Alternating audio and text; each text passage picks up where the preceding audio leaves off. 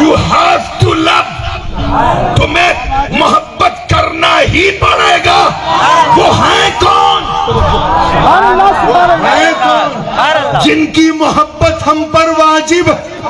قربان جاؤ اہل بیت نبوت پر. حضور نے آواز دی یا علی تعال، یا علی تعال. حدیث کے الفاظ. علی دوڑتے ہوئے آئے. سرکار نے اپنے پیچھے علی کو کھڑا کیا رائٹ سائڈ میں. پھر آواز دی یا فاطمہ یا قرۃ عینی تعالی. اے فاطمہ تو بھی آ جا. عفت مہا پردہ نشین فاطمہ زہرا آئی. میرے نبی نے انہیں اپنی کملی میں پیچھے چھپا دیا. پھر حسن حسین فرمایا یا حسن تعال، یا حسین تعال. اے حسن تم بھی آ جاؤ، اے حسین تم بھی آ جاؤ. اب چار وہ پانچویں نبی سب تن والے. کیا؟ پنج یعنی پانچ، تن یعنی بدن. یہ پانچوں مصطفیٰ کی کملی میں چھپ گئے. آواز آئی یہ ایک دو تن نہیں پنج تن. نعرہ حیدری. پنجتن پاک کانفرنس. حضور تاج العلماء. سبحان اللہ. فرمایا اللہم ہاؤلائی. حدیث کے الفاظ سنو جامع ترمذی میں. اللہم ہاؤلائی اہل بیتی. اے اللہ یہ میرے گھر والے. اب اگر محدث اعظم غوث پاک کے گھر والے ہیں تو شیخ الاسلام بھی گھر والے ہیں. سبحان اللہ. غازی ملت بھی گھر والے ہیں، انہی کے بیٹے ہیں. غازی ملت اگر گھر والے ہیں تو یہ فقیر اشرفی بھی انہی کا بیٹا ہے، گھر والا. نبی یہی تو فرما رہے ہیں یہ شجر نبوت، اس کے گلاب، اس کے پھول یہ ہیں تو پنج، مگر صبح قیامت تک ان کی چمک چمکتی رہے. اللہم ہاؤلائی. کیا فرمایا؟ اللہم ہاؤلائی اہل بیتی. اللہم انی احبہم واحب من یحبہم.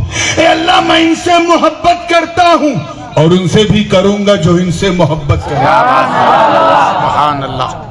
ایک موقع تو یہ تھا جب میرے نبی نے پانچوں کو اپنی کملی میں بلایا، اور جب بلایا تو سب نے دیکھ لیا کہ چاند اور سورج کو ٹھکرانے والے مصطفیٰ، علی اور فاطمہ حسنین کو سینے سے لگانے والے مصطفیٰ یہ اعلان کر رہے کہ اے ابو جہل تجھے آسمان کے چاند اور تارے مبارک ہوں، مجھے تو میرے گھر کے چاند تارے زندہ باد زندہ باد. ان کے سامنے ان کی چمک مان. ایک تاج العلماء. زندہ باد تاج العلماء. زندہ باد تاج العلماء. زندہ باد تاج العلماء. زندہ باد جانشین حضور محدث اعظم ہند. زندہ باد زندہ باد. جانشین حضور محدث اعظم ہند. سبحان اللہ. ایک موقع تو یہ تھا. اور اہل بیت کی ٹرمینالوجی جو ہے وہ قرآن ہی نے ہمیں دی ہے. انما یرید اللہ لیذھب عنکم الرجس اہل البیت ویطہرکم تطہیرا. یہ ایک الگ بڑا چیپٹر ہے تطہیر کے حوالے سے. کبھی وقت رہا تو صرف اسی حوالے سے بات ہوگی. لیکن آئیے ایک موقع اور تھا جب اسی طرح اپنی چادر حضور نے پھیلائی تھی، اور وہ یہ تھا کہ نجران کے عیسائی، نام سنا ہے نا، واقعہ سنا ہے. نجران کے عیسائی جو تھے وہ مدینے پھیلتے ہوئے اسلام سے انہیں بڑی الجھن ہو رہی تھی. اور آج بھی اسلامو فوبیا کی پھیلی ہوئی فضا نے یہ کلیئر کر دیا ہے کہ سب کو اسلام سے تکلیف اس لیے ہے کہ سارے ریلیجین گھٹ رہے ہیں، اسلام بڑھ رہا ہے. اور انفیریٹی کمپلیکس کا حال یہ ہے کہ غلط جان کے بھی اسے صحیح سمجھا جا رہا ہے تاکہ کم سے کم ہمیں صحیح سمجھا جائے. یہ احساس کمتری اس درجے تک جا چکی ہے. خیر میں ان سیاسی عنوان پہ نہیں جانا چاہتا. ایک موقع اور تھا جب نجران کے عیسائیوں نے ایک ایلچی، ایک قاصد بھیجا اور یہ کہا کہ ہم تمہیں نبی نہیں مانتے ہیں. معاذ اللہ اس طرح کی بات آئی. پلاننگ جب کی تو کہا کیوں نہیں مانتے؟ کہا آپ ہماری بات نہیں مانتے. وہ کیا کہ ہم عیسیٰ کو اللہ کا بیٹا کہتے ہیں، معاذ اللہ، اور آپ عیسیٰ کو اللہ کا نبی کہتے ہیں، ہمارا آپ سے کیسے میل ہوگا؟ حضور نے بہت سمجھایا کہ ہم حضرت عیسیٰ کو اللہ کا نبی یا رسول کیوں کہتے ہیں؟ بیٹا اس لیے نہیں کہتے کیونکہ اللہ لم یلد ہے ولم یولد ہے۔ نہیں سمجھ میں آیا تو جبریل کے ذریعے آیت آ گئی، اے محبوب ان سے پوچھو، ان مثل عیسیٰ عند اللہ کمثل آدم خلقہ من تراب ثم قال له کن فیکون۔ ان سے پوچھو کہ اگر عیسیٰ اس لیے اللہ کے بیٹے ہیں کیونکہ ان کا کوئی باپ نہیں تھا تو what do you say about آدم؟ وہاں تو ماں بھی نہیں۔ اللہ کے نزدیک عیسیٰ آدم ہی کی طرح ہیں، دونوں کو کن کہہ کر اس نے پیدا کر دیا۔ یہاں تو مریم ہیں، وہاں تو آدم علیہ السلام کے نہ ابا ہیں نہ اماں ہیں، تو جب وہ نبی ہیں تو پھر عیسیٰ نبی کیوں نہیں؟ مگر کہتے ہیں نا لاتوں کے بھوت باتوں سے نہیں مانتے، عقل ہوتی تو سمجھ جاتے، نہیں مانے۔ تب حضور نے اس سے پہلے کہ کوئی فیصلہ کرتے رب تعالیٰ نے حضرت جبریل کے ذریعے یہ پیغام دے دیا، محبوب سے جا کے کہہ دو فَمَنْ حَاجَّكَ فِيهِ مِن بَعْدِ مَا جَاءَكَ مِنَ الْعِلْمِ فَقُلْ تَعَالَوْا نَدْعُ أَبْنَاءَنَا وَأَبْنَاءَكُمْ وَنِسَاءَنَا وَنِسَاءَكُمْ وَأَنفُسَنَا وَأَنفُسَكُمْ ثُمَّ نَبْتَهِلْ فَنَجْعَلْ لَعْنَةَ اللَّهِ عَلَى الْكَاذِبِينَ۔ قرآن پاک کا تیسرا پارہ۔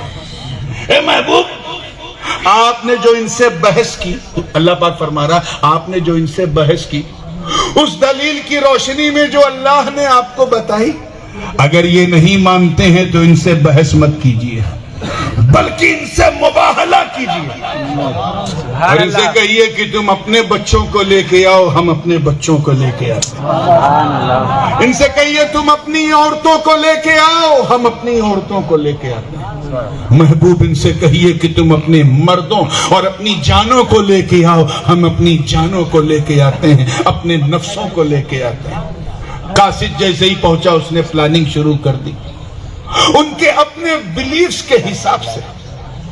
جو بڑے بڑے فادرز تھے، جو بڑے بچوں کی بات آئی تو ان کے اپنے بلیفز کے حساب سے جو بہت پائس نیک بچے کہے جاتے تھے، ایسے بچوں کو انہوں نے آگے بڑھایا۔ آؤ ادھر ان کے بچے آگے بڑھے، ادھر مصطفیٰ کی نظر مدینے کے بچوں پر۔ وہاں انس بن مالک ہیں، عبداللہ ابن زبیر بھی ہیں، عبداللہ ابن عمر بھی ہیں، وہاں عبداللہ ابن مسعود بھی، عبد الرحمن بن ابی بکر بھی، بڑے سے بڑے جلیل القدر صحابہ کے بچے کھڑے، مگر میرے نبی نے کسی کو نہیں بلایا، فرمایا یا حسن تعال۔ اس حدیث کو تو تم مانتے ہو نا، ان کا کرائیٹیریا ہے جو بخاری مسلم میں نہیں، ہم نہیں مانیں گے، اسے تو مانیے مسلم میں ہے۔ یا حسن تعال، اے حسن آ جا، یا حسین تعال، اے حسین آ جا۔ گویا بلا کے، توجہ چاہوں گا، بلا کے نبی یہ میسج دے رہے ہیں کہ اے نجران کے عیسائیوں، تمہارے سارے بچوں پر میرے حسن حسین بھائی۔ واہ واہ، سبحان اللہ، سبحان اللہ۔ بات آئی عورتوں کی تو اپنی مانیتا، اپنی بیلیفز کے حساب سے انہوں نے اپنی سوسائٹی سے ایسی عورتوں کو چنا جنہیں وہ نن کہتے ہیں، مدرز کہتے ہیں، سسٹرز کہتے ہیں، جن کے بارے میں ان کا عقیدہ یہ ہے کہ یہ پرتوے مریم ہے، یہ شادی نہیں کرتی، ان کی نگاہیں پاک ہیں۔ ایسی عورتوں کو چنا اور 10 عورتیں سامنے آئیں۔ میرے نبی کے خاندان میں عورتوں کی کمی نہیں، آپ کی ازواج مطہرات کاشان نبوت میں موجود وہ بیویاں جن کے بارے میں قرآن نے کہا یا نساء النبی لستن کاحد من النساء، اے نبی کی بیویوں تمہاری جیسی کوئی عورت اس نیل گگن نے نہیں دیکھی. وہ بیویاں موجود ہیں جن کے بارے میں قرآن نے کہا وَقَرْنَ فِي بُيُوتِكُنَّ وَلَا تَبَرَّجْنَ تَبَرُّجَ الْجَاهِلِيَّةِ الْأُولَىٰ. اے نبی کی گھر والیوں تم ساری عورتوں کی طرح نہیں ہو, جاہلوں کو جہالت کرنے دو, تم نبی کے گھر میں رہو. وہ بیویاں جن کی طہارت پر مہر لگاتے ہوئے قرآن نے کہا انما یرید اللہ لیذھب عنکم الرجس اہل البیت ویطہرکم تطہیرا. وہ خواتین جن میں کوئی حفصہ ہے, کوئی عائشہ صدیقہ ہے, کوئی جناب صفیہ ہے, کوئی جناب میمونہ ہے, کوئی جناب ریحانہ, کوئی جناب ام سلمہ, کوئی جناب سودا, کوئی ام حبیبہ, کوئی حضرت ماریہ, بڑی سے بڑی جلیل القدر خواتین ہیں. مگر ادونی کے غیور مسلمانوں, مدینے کی فضائیں گواہ, نبی نے نہ کسی کی بیوی کو نہ اپنی بیویوں کو بلایا. جب سامنے ننوں کو دیکھا تو آواز دی یا ابنتی فاطمہ تعالی آجا, کائنات کی ہر عورت پہ تو تنہا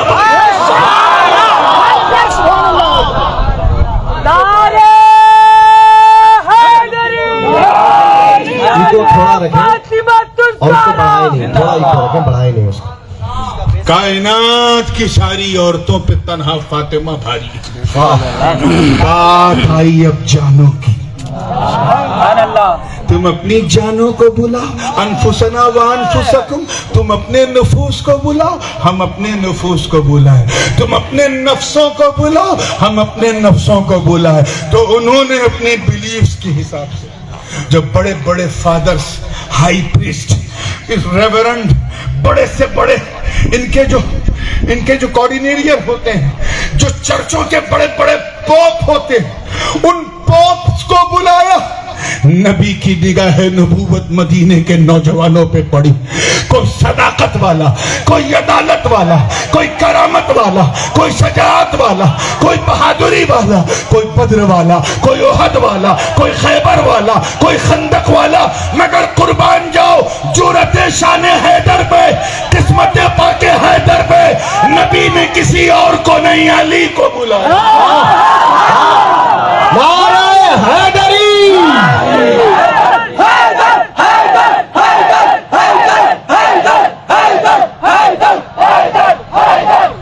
کس کو بلایا ذرا زور سے آپ بولیں؟ علی کو. توجہ چاہوں گا اگلے جملے کو ذرا سہارا دینا. علی کو بلایا, گویا فرمایا اے لوگوں نجران کے عیسائیوں میرے علی کو دیکھو, علی کو دیکھو. تمہارے سارے مردوں پر میرا علی بھاری, سارے جانوں پر میری جان بھاری, سارے نفسوں پر نفس نبی یعنی علی بھاری. اتنا کہنا تھا, تمام غلامان علی جھوم اٹھے اور پرتے محبت میں کہہ اٹھے اے علی تیری قسمت کو سلام. ہم سمجھ گئے کہ علی صرف نبی کے بھائی نہیں بلکہ علی جان محمد ہے, علی نفس محمد. نعرہ حیدری, نعرہ حیدری. واہ, علی نفس محمد ہیں, علی جان محمد.